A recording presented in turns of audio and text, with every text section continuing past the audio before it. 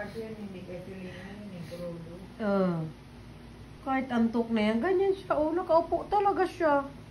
Bebe, antok ka na. Ba't ganyan ka? Ang ganda naman ang upo mo, kahit antok na yan.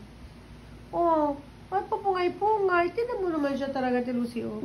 Ganyan siya, oh. Cham-cham. Nag-aantay sila. Kain ang kain. Iskache.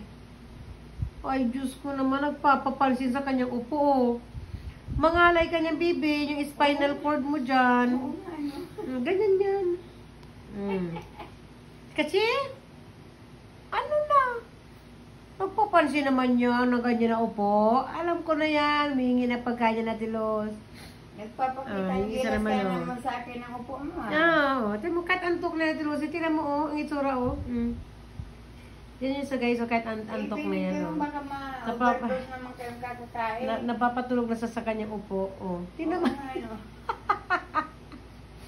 Galing nga. Kabubura ko nga lang ng mga video natin, dagdag na naman. Oh, sleep na siya. Oh, Si Sam hindi marunong ng ganyan Hindi, talagang hilig niya yan eh. Oh, bye-bye na guys. Tulog na ako.